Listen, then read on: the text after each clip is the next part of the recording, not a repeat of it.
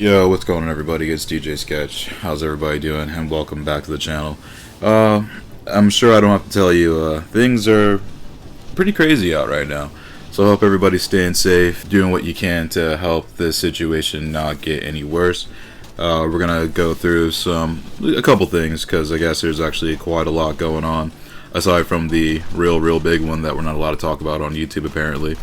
But also there's some other stuff too that we actually can digest for a little bit and watch some of this Warzone footage in the background. Like I said before, yes, I've played it. I don't love it, but it's a good way to pass the time, so considering a lot of us have a lot more of it these days, for better or worse. It kind of depends on how you look at it. We're just going to go and get into it, guys. So one of the main things that's been in the news this week, aside from the obvious thing, are the people that really don't believe that it's a problem. These mainly being kids on spring break. Like the spring break here where I'm at, it ended about 2 weeks before all this really started breaking out. But I guess that wasn't the same for everybody. I forgot that they stifle the weeks and for these college kids, just to not have a bunch of them in the same place at the same time, doing like this kind of shit that I'm about to talk about here in a second. So I'm sure a lot of you have seen the CBS report that showed a lot of kids saying they're like, oh yeah, like if it happens, it happens. I.e., if they get it, they get it, and they're not going to be too concerned. And spring break will not stop for a pandemic, at least not for these kids. And also, birthdays won't stop due to a pandemic for these kids. A lot of them got some real questionable logic, but at the same time, I mean, it's pretty safe to say those kids are fucking idiots. But, you know, I'm just trying to laugh just to try to just keep it going, guys. But that wasn't the only thing that I saw, like, aside from these kids that got interviewed on CBS looking like absolute clowns. Then you had these kids doing a human centipede butt chug. Yeah, like straight up like doing like booty shots and like booty chugs. Like, dude, like I basically all I can do is like describe it to you. Like this is the best way I can think. Picture the movie Human Centipede, minus the sewing. That part is pretty disgusting. And in a beach setting, you got two girls in the front. You got a dude in the back. Looks like he's never done a push-up in his life. But they're all doing butt chugs, basically. Clothed, yes, except for the dude. And it's about what you think it is. It's pretty weird. It's actually very weird. And kids these days do a lot of very questionable things. And I'm not really sure what the appeal to drinking alcohol out of someone's booty is, but I guess, yeah, you like what you like, man. Do you, dog? Like, I wouldn't do that, but do you, dog? While we're talking about it, speaking of doing you, there's like the state of the channel and like life in general. Basically, I much like a lot of other people in this country and well, I can't say quite for the world, but at least in this country, hospitality industry and a lot of other industries have pretty much all been let go to a extent, at least majority of us. And unfortunately, I'm in that boat, so I'm actually looking for a new gig. Hopefully, we can get something popping here soonish. So I'm going to have a lot of time to work on some stuff for the channel and just work on like a bunch of reviews, maybe some commentaries as they come up, but I'm just going to work on a bunch of reviews. So there's going to be about 5 or 6 coming in like the next like week or two. I just have to edit the footage and all that fun stuff. Basically, you're going to be trying to just keep it moving, try not to get too discouraged by the current situation, because I mean, it's not hard to do. And just try to keep my health and everything as good as I possibly can. Also, as far as with what they're telling people to do by staying home, just go ahead and do it. And if anybody tries to give you shit about trying to be safe, fuck them. That's all I'm going to say about that.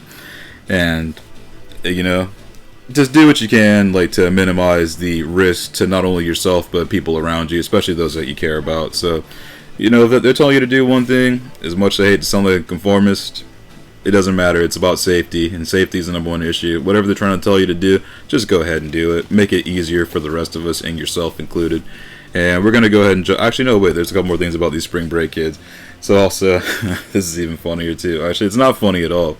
But somehow a 250-plus person booze cruise got offshore on the 16th, a day before the big announcement, at least here in the States. You know, after like the first day of a confirmed case in NASA, like, man, people should not have been trying to do this at all. Like, the fact that boat even left the port literally a day after they knew something had happened, that boat shouldn't have left. It shouldn't have left. you know, this just, I know people have businesses to run, and you got things that you want to do, but at the same time, it's safety, people. Safety. Like, those 250 people, like, have been on the water how long? And the whole thing is asymptomatic, at least at first, unless you're really old or really young. So, I mean, you can have the shit and it won't show.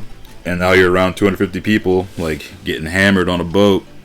I'm sure people are probably, like, having a bunch of bodily functions on that boat, too, and probably aren't being cleanly about it either. So, you know, you can take that for what you will. It's, again, man, this is the reason why this is going to be harder to deal with in our country compared to everywhere else we've seen. There's people that just don't want to fucking listen, and that's going to be the problem. But we're going to go and jump off this for a second and talk about something that's a lot cooler than the current thing happening. So also this kind of segues into another part of this segment too. So Doom Eternal dropped on Friday the 20th. And I picked it up. It's sick, dude. Honestly, like, Doom Eternal is honestly, like, it's a nice change of pace, especially after playing so much Call of Duty the last few years, really. But no, this game is sick, honestly. If you enjoyed Doom 2016 or any of the other Dooms, like, honestly, I highly recommend picking this up. I'll do a full review on this one soon-ish. I'm gonna finish it first before I say anything about it besides what I think initially. And dude, so far it's tight. And also Resident Evil 3 released a demo, or for the remake at least, on the 19th, so the night before, and I checked that out too. It's only like maybe like about 15-20 minutes of gameplay, but even that, like, it's also tight. Like, honestly, I'm glad to see, like, Kendo is still in the game. It's honestly, like, it makes me want to go back and play that Resident Evil 2 DLC, because I actually never got around to that, but I need to before this drops.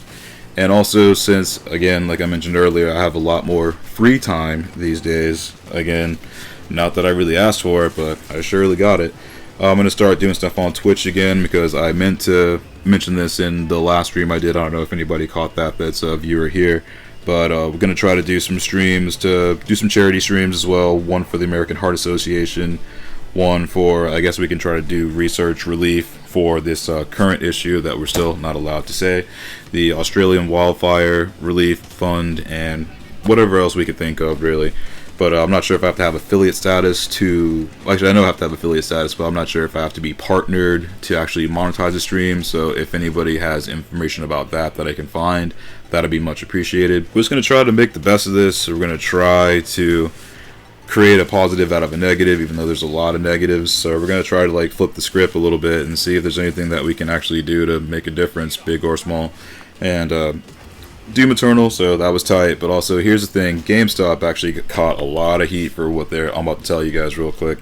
So GameStop's, they tried to claim themselves as essential business. That means even in wartime or disaster type situations such as this one, they claim that they offer a service that is necessary to daily life. Therefore, they are exempt from whatever people tell them to do, especially if it's something they don't want to do, because money. But GameStop pretty much, like, did midnight release, or I guess like early release, on Animal Crossing and Doom just this past Thursday, which would have been the 19th. And that's not good. That's not cool, man. Honestly, the fact they put all these people, especially their employees, at risk, but also it's GameStop, so when have they ever cared about their employees?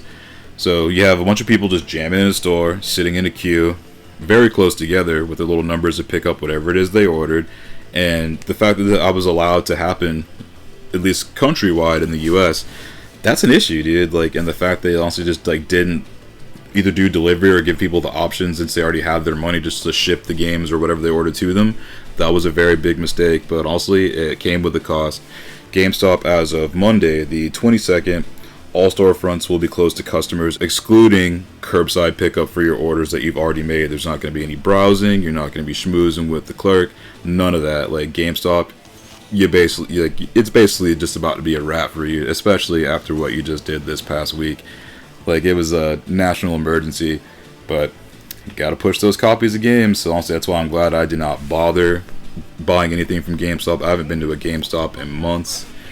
Actually, yeah, it's been like close to a year now. It's honestly, fuck GameStop. And seriously, after all this, like, yeah, seriously, like, this is a company that needs to just go ahead and go. Like, I'm being completely honest. They sell your information when you sign up for their power-up rewards, and they do a whole bunch of other super whack shit.